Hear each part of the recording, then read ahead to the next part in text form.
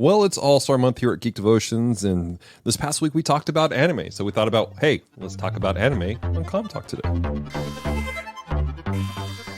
Glix, what is going on? We are receiving a signal from a new area on the planet Geekery. All right, let's see what the planet has for us today. Opening comms in 3, 2, 1. Hello, Devoted Geeks, and welcome to Comm Talk, the podcast extension of Geek Devotions, a show from devoted geeks who are devoted to letting you know that you are loved. I'm Dallas, and this is episode 141, and I'm here with the beautiful Celeste. And ladies and gentlemen, it is All-Star Month here at Geek Devotions. We're talking about all of our favorite things. Last week on our YouTube show, we talked about how our favorite thing is community. And so in the podcast, we talked about our favorite communities. And so today, we're adding an extra podcast into the Comm Talk feed. I want to encourage you guys to make sure you check out B's Views and Reviews from last week. Or not from last week, from yesterday, really. Where it was episode 140. Yeah. But today, Celeste, we're going to talk about anime.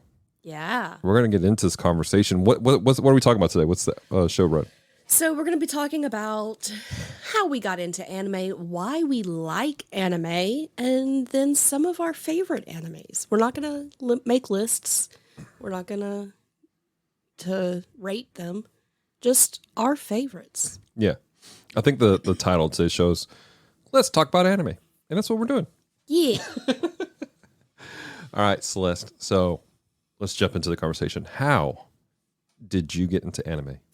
I got into anime because of some friends in college. I made friends with a couple weebs who wanted to go to Japan and be missionaries. And when we got to talking, they realized I didn't know what anime was. Yeah. And so we rented out the movie room and we watched a couple episodes of Rurouni Kenshin. And then I was like, where can I watch more of this? And they go, well, you go to this website. And that's all I'm going to say about that. Oh, the early days. So I watched a good bit of Rurouni Kenshin up until he went to sea, which apparently is not even the first season. But it was also coming out as it was, like, I was watching it and I didn't realize it. Was it really? Like, Surely not. I want to say it was. Maybe coming stateside. I don't Maybe know. coming stateside. But it was not it was not completed. So I thought I was done. And I was not. I still haven't finished it. I need to. Then they tried to get me to watch Sakura Card Captor. Oh, yeah. Maybe I'm saying it wrong. It was Card Captor. I know that. And I went, why is there so much fluff? I need more swords. Right. So, but that kind of started the journey into anime and into enjoying Japanese culture. Right. Because from there, I also got into Hanakimi, which, while fluffy, is not as fluffy as a magical girl anime.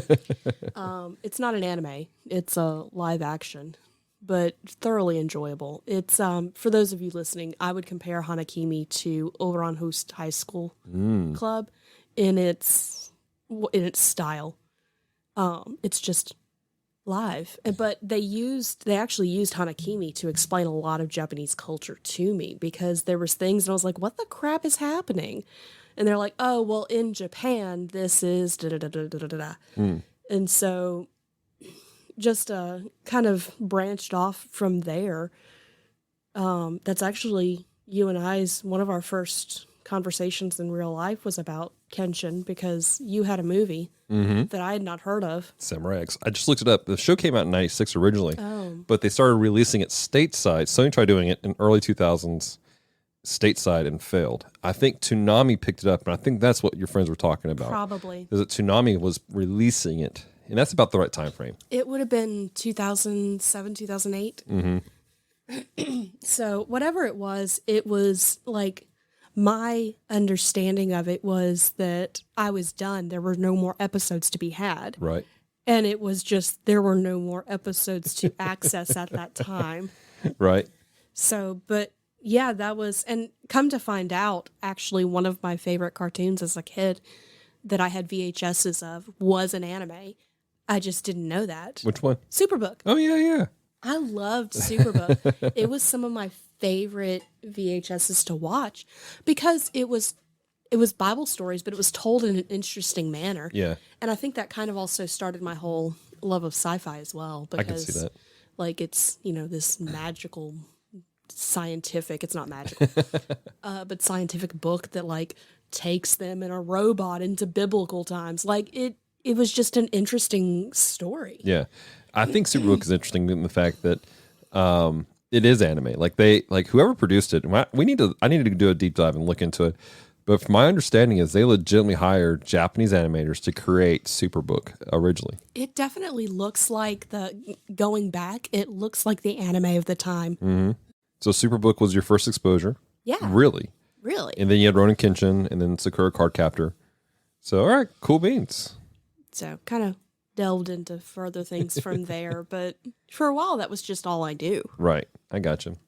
So for me, my first exposure to anime as a child was a cross-up between Voltron and Robotech, which Branson mentioned this in our podcast, the Gundam Watch. He didn't realize that Voltron was an anime. I didn't realize it either. It was just a cool cartoon. Yeah. And actually, Robotech, interesting enough, for years I tried explaining Robotech to people, and it was one of those things where people just thought I was making up stories. Like, I don't know what it is about the shows I watched as a kid that nobody else watched, and they're like, "What are you talking about?" But Robotech was one of those ones that I watched fairly regularly as a child, and I thought was super fascinating. And then years later, and we talked about this last week, when we talked about the anime community aspect of it. I moved here to Louisiana, and I had friends that had access to stuff. And I'd already gotten into Dragon Ball Z, and G Guardian, by the way, was the anime I was trying to think of last week. But Dragon Ball Z and a couple of things. And then I had friends that came around me like, "Hey, you like anime? Let's talk. Let's do stuff." And hooked me up with so much anime over the several years. One of my friends, she borrowed me under penalty of death if I damaged or lost in them. Do you mean she loaned you? Yes. You said borrowed me. Oh, I'm sorry, loaned me. The entire series of Fushigi Yugi, which was a really interesting anime. I want to get into that one. It was really good. Rachel, Singsora, she's the one that let me borrow it. It literally threatened me. If I damaged her tapes, I was going to die. Yeah. I could see her doing that. And I could actually see her killing you. And then I watched some Tenchi Muyo because it came on television. And I had a buddy of mine who we called Fish. And Fish had all the Tenchi Muyo on VHS. It was Tenshi Universe. And so he let me borrow all Tenshi Universe, and I watched all those. And I think those were the first two animes I watched in completion as a whole. And I don't know, I just fell in love with the genre and the style, the storytelling. There's something about the fact that it is a foreign property. And because it is a different type of storytelling. Yeah. And there's certain elements about it that just kind of draw you in. I've always been attracted to Asian culture and to Asian things. And so for me, this was really cool to get into. There was one, oh man, I cannot remember what it is. And those of you who are listening, I'd love to hear from you. There was an anime that I watched as a kid. I want to say it was called Ronin Warriors, maybe? But it was basically kind of like this, almost a Power Ranger-esque type of thing, but there were samurai. And they battled some big bad and everything. That was pretty cool that I watched as a kid also. But that's how I got into anime as a whole. It was just kind of a gradual thing that I found people in the community who were around me, and they kind of helped me dive deeper into it. Well, I think that especially back then, and I'm making us sound old when I say this, but there was a surge of anime in the early 2000s stateside. Thanks to Tommy. I didn't realize that. It just, from my perspective as someone who didn't have cable, there was suddenly this culture of big eyes and a very different art style. And, but it became a cultural thing. And so now that I'm older and I'm going back and watching some of the anime that was popular when it was first coming stateside, I'm going, I understand like things that were happening culturally around me so much better. Because like I'm like, oh, that's why everybody was doing this. Because they watched Sailor Moon. Okay, so nobody saw that just now. I'm sorry. I forgot that we weren't just sitting here chatting.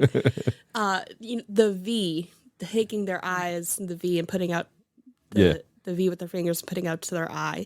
Like Sailor Moon does. Exactly. Like that was suddenly so popular, and I had no idea why because I didn't know what Sailor Moon was. Exactly.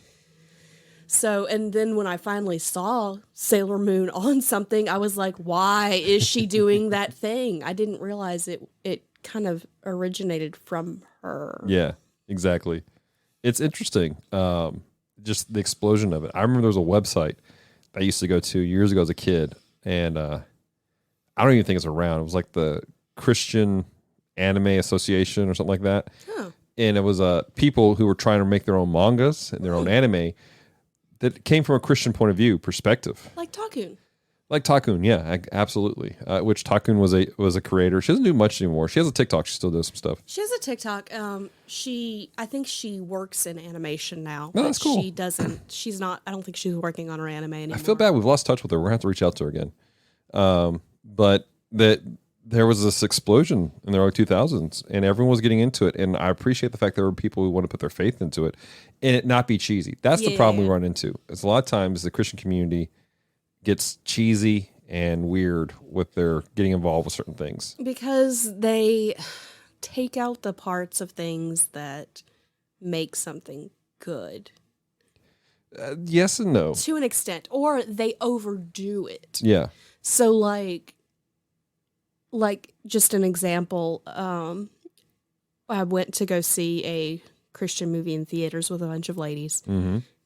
I don't normally go see Christian movies in theaters because generally they're cheesy. Mm-hmm. I support them, that they need to be out there. There's an audience for them. I'm just not it. Right. But I went to go see this because it was based off of a book that I really enjoyed. And somebody who I was with that I didn't know very well was complaining because there was a couple of curse words. Mm-hmm. And I'm going, okay, I can kind of understand that perspective. But at the same time, the characters who were cursing, that was very realistic to what was happening. And probably tame, to be perfectly honest. It was very tame.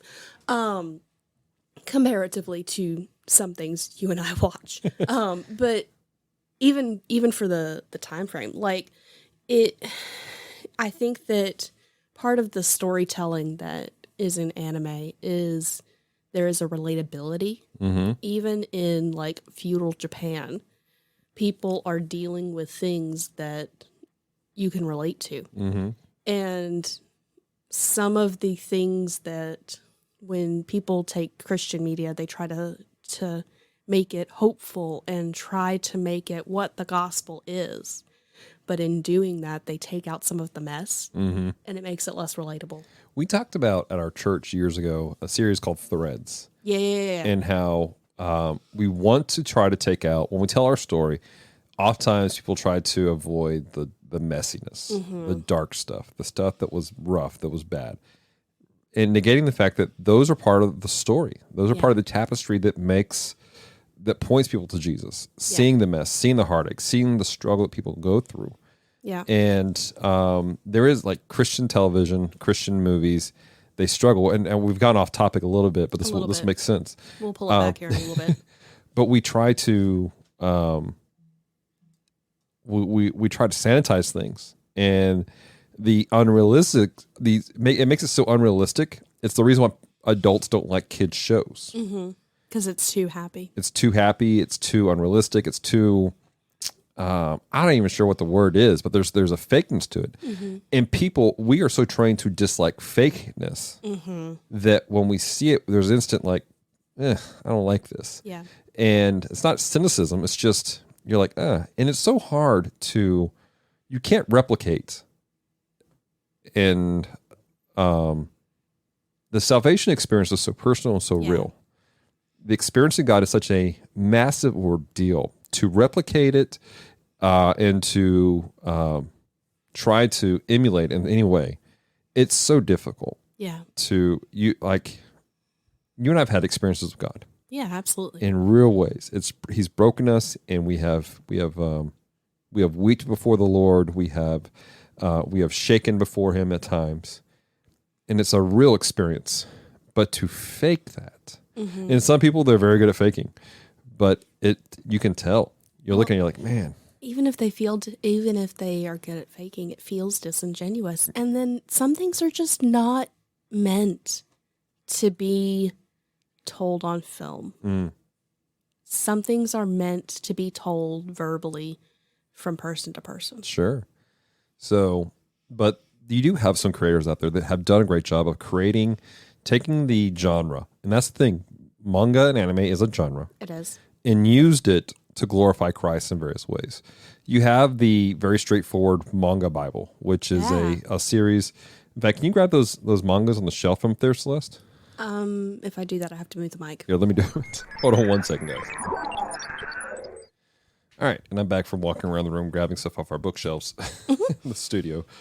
All right, so like I said, there was a couple things that are like straightforward, like the Manga Bible, which Zondervan put out, and it's a series of mangas that, I mean, they're black and white. They're mangas, through and through. My only issue is they're flopped, which for those not in the space, flop means it reads from left to right instead of right to left. Exactly. Most Japan does.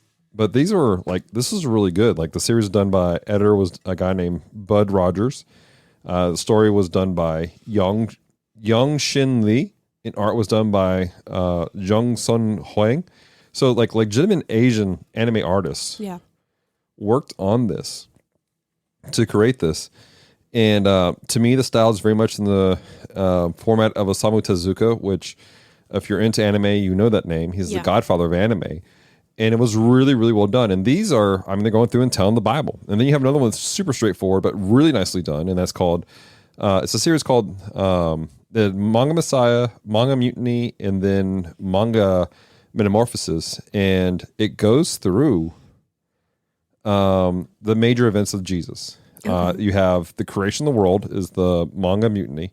Manga Messiah, which is the one I have in my hands, is about the life of Jesus. And then Manga Metamorphosis is about the Gospels. Okay. Not the Gospels, I'm sorry. The letters, the Pauline epistles, the book of Acts, and stuff like that. The stuff of the church after Jesus. Exactly. And it's also a really well done manga. I'm trying to see, did Tyndale put that out? And I mean, they're just great. And I want to check something. No, it doesn't. So what I like about the Manga Messiah is as it illustrates, and they're beautiful illustrations. They're really well done manga. At the bottom of each page, it actually gives you the scripture address of what they were pulling from. Yeah. And then you have books like Tomo. And then there's another one called, I got to look it up later. And I'll put it in the thing. It's one that our friend Ben Dunn had done. And I have books by Ben somewhere in this room. Ben Dunn or Ben Avery? I'm sorry, Ben Avery. I apologize. Not Ben Dunn. Ben Dunn. While a lovely man and a fantastic artist, I do not believe he is a believer. I don't think so either. But there's a series called Tomo that Zondervan put out, and there's, again, a couple other mangas that were made that Ben had worked on. And they're fantastic. They're legitimately good mangas and animes that are coming from a Christian perspective, but they're not cheesy. Yeah. These were made for kids, specifically for kids, obviously. In fact, Tomo, I was an 8th grade ninja. But they're not cheesy. They're well done. The Christian experience is in it, but it's not forced. It's very natural. We had talked about this a while back with the Miss Marvel series, and how the great thing about it was that it presented to everybody the Pakistani and Muslim experience for people without it being too preachy, without it being cheesy or anything like that. Yeah. And for some reason, we cannot get that in film and books on a normal basis from a Christian perspective. I think because Christians are so trained to, we need to share the gospel, which we do. We absolutely need to share the gospel. Right. And we're also so passionate about it that it comes across as preachy. It comes across as a you have to do this. Not to mention that we have history that is not the best. I mean the what am I thinking of? When Crusades.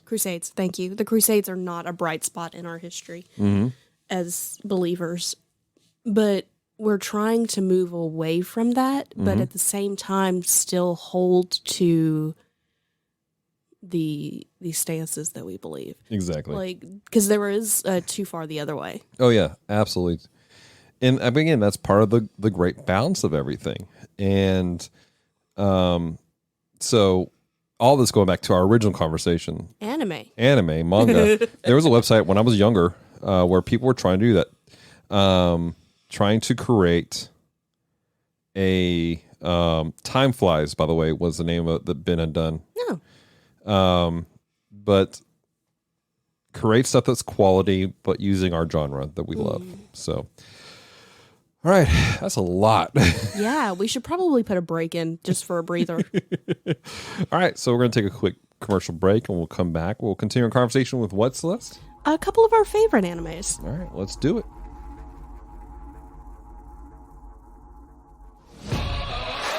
This podcast is a proud member of Culture Box. Whether you enjoy geeky reviews, comedy, or original fiction, you can open up the Culture Box and find something excellent for your soul. Point your web browser to culturebox.media. In a world where live-action movies reign supreme, two awesome dudes are keeping things animated. If you want to hear a couple of animation nerds gush about the movies they love, then hop, run, or fly on over to The Cellcast. Available on most podcast platforms.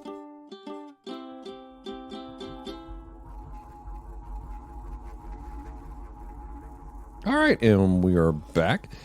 And if you are coming into this podcast midway through, we've been talking about anime and manga, and that conversation went a whole different direction than I expected to last time. Well, it went there. It went there. So, Celeste, what are some of your favorite animes? So I'm going to put a disclaimer out there that some of my favorite animes are not necessarily appropriate for everybody, because I can overlook fan service to an extent. If it hits a certain point, I can't do it. Like Food Wars. I just could not do Food Wars. Well, we've talked about this several times. Everyone has a limit of what they can and can't handle. And if there's something that is too much for you, don't do it. Yeah. Don't be involved with it. We had a comment on one of our older videos on YouTube, and it was somebody talking about how they want to get into something, but they can't because it goes too far. And I was talking with them. I said, look, don't let anybody shame you into that. Like, you have your convictions, you have things. Do not, if you were to violate your convictions, then you are in sin. And John Haryu, who's on the team, he has a great way of saying this. There's a difference between convictions and commandments. Yeah. And your convictions may not be my convictions. Yeah. But if you violate your convictions, you're in sin. Yeah. And so there's a balance of things. Right. Well, all of that to say, one of my favorite animes is Assassination Classroom. And it has some moments that are very inappropriate. Yeah. Some inappropriate jokes and female characters put into inappropriate situations. But the anime itself is so good. Like the overall story, and Kuro Sensei really cares about the kids. Right. And then like the ending, it's such a good story. It was a great story. That it makes me able to overlook the stuff where I'm like, that's not great. Right. I get that. I totally get that. So, but that's why I put the disclaimer, because like I would not recommend Branson watch this with his child. No, not at all. Like that is not like, while I absolutely love the anime, that is not one that I would be like, hey, you should watch this. Yeah. And that's the thing you need to point out, is that different things are for different folks. There are people who love the show Criminal Minds. It's a great show, but that's not a show that you're going to allow an 8-year-old watch. Yeah, absolutely. That's inappropriate. And so again, we have to separate the mindset that anime equals children's television. Yeah. That's just not the case. It is a genre. And with any genre, it has a span of being appropriate for children to adults should not even be watching this, because it's just nasty and perverted. Yep.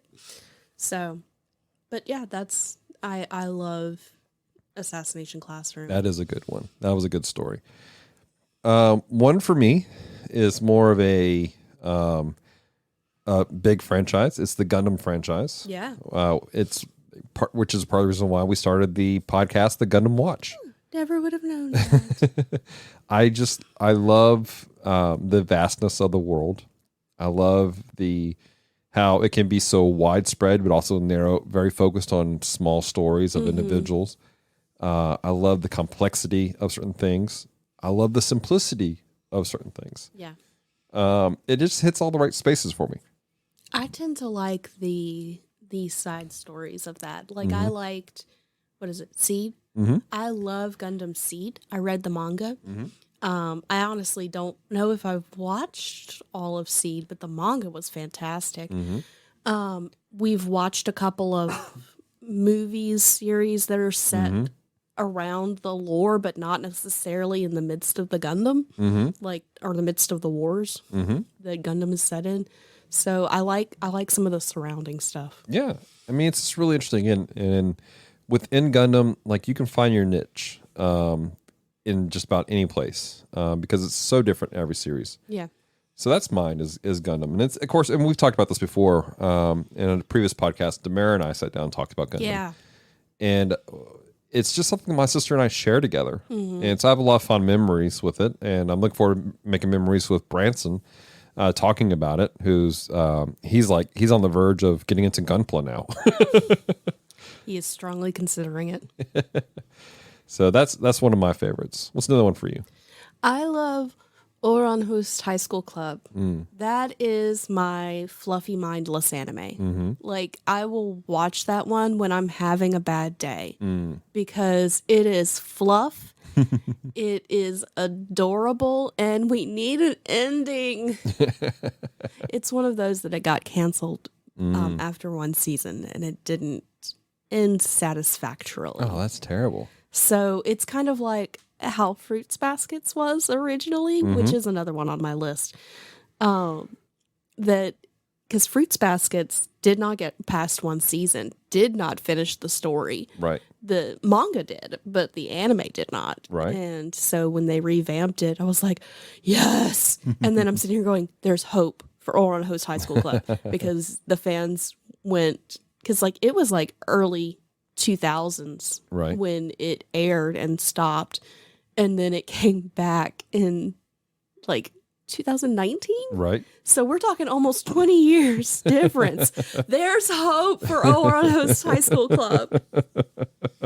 That's so funny. So, oh man, I've watched some of the Run High School Club with you. There's a Japanese or Korean drama that you watch that's very over on High School Club. Like, it's Hanakimi. Hanakimi, yeah, which I mentioned earlier. Yeah, it's very similar. It deals with serious things, but there is always an element of ridiculousness.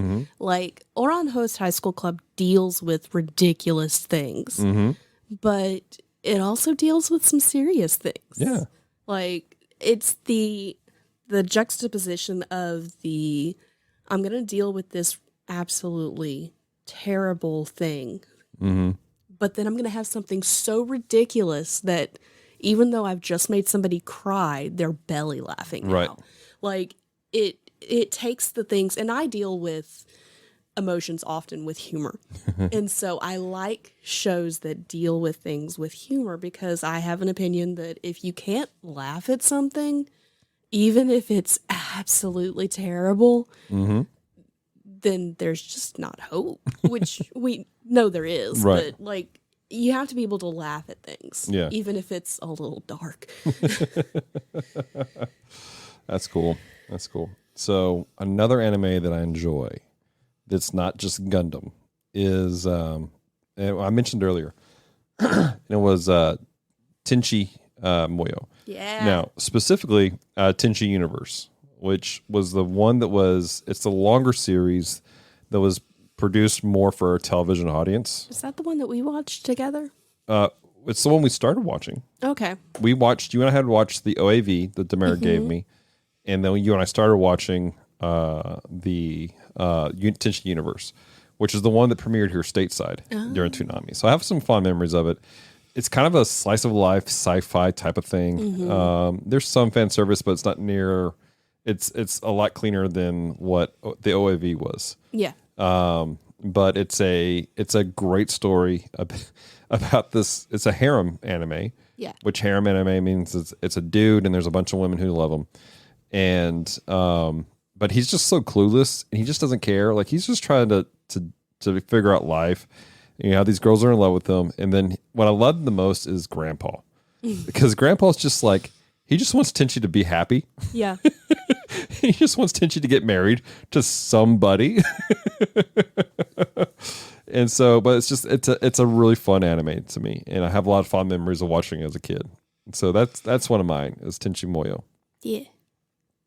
So you got another one? I do. I have several, but I'm trying to hit different genres, right, because, like, I lean towards shoujo anime. I lean towards the cutesy, because if I'm watching anime, I'm generally not wanting to think too much, or if I'm wanting to think, I'm wanting to be entertained while I think. Right. Hence the humor dealing with difficult things. Right. But I do watch and enjoy other things. So, Erased. No, gosh, yes. That is one I recommend to everybody and anybody, because it is so, so good. Like, this is the show that had me Googling at like 11 p.m.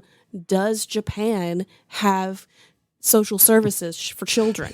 Like, I'm going, do they not have this? Right. Like, why has no one called CPS? Why has no one done this for this child?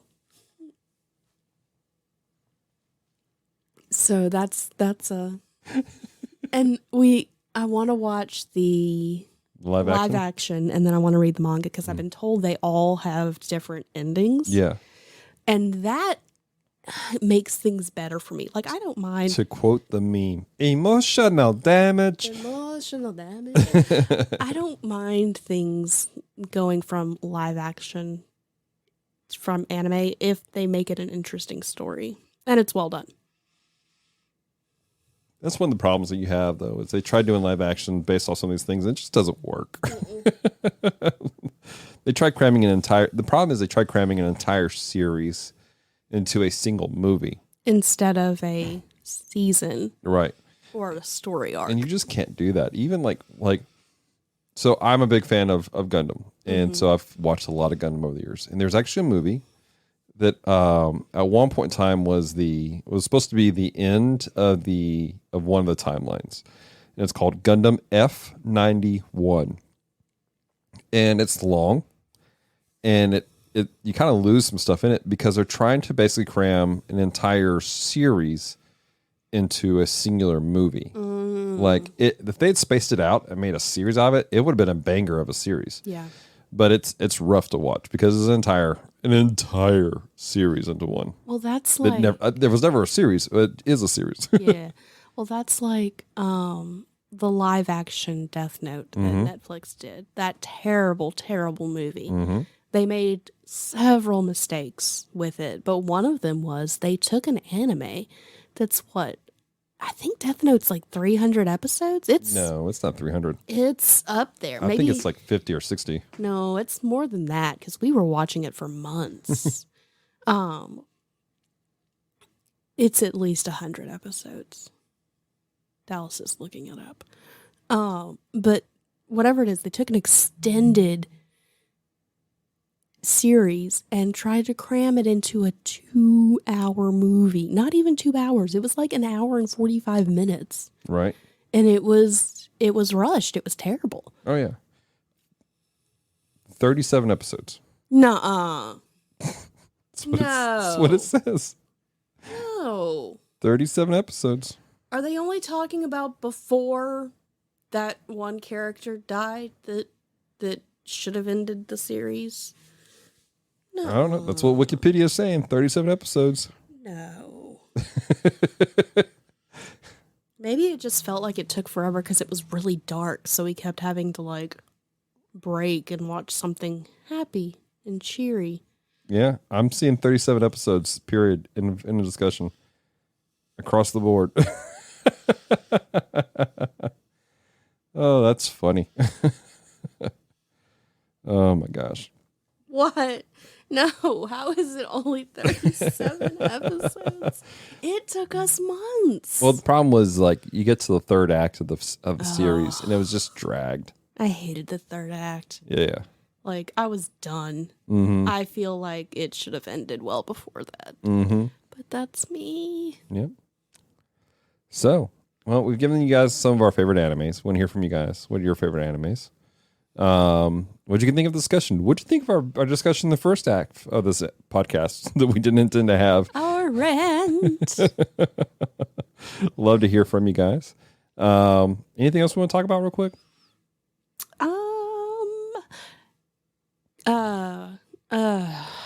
Words. What am words? GeekCon. Oh, yes. GeekCon is coming up here in just a few days here in Shreveport. So, we have so much work to do with my cosplay. You have so much work to get done that you got to go done here in a second. But I'm going to tell you guys something. We're excited about it. We got a booth, and then we are hosting a panel discussing balancing our faith and our fandom. And super excited that we're going to have several of our team there to be part of the conversation, to discuss it. And we're going to have a get together at... we're looking at meeting together at one of the Whataburgers here in town. Yeah, I'm going to make an event page. Yeah. I just have to get the address of the one we're considering. So it's going to be that Saturday night, and it's going to be a good time. We're super excited about it, and we want to hang out with you amazing devoted geeks, both at the con and also at the Devoted Geek together later. Yeah. So, all right. Well, ladies and gentlemen, boys and girls of all ages, that's enough rambling for today. Thank you for hanging out. Celeste, you want to land the plane? Thank you so much for taking the time to listen to Comm Talk today. If you have loved this episode, head on over to Apple Podcasts to subscribe, rate, and leave a review. It is very much appreciated. So until next time, stay devoted. Peace and love.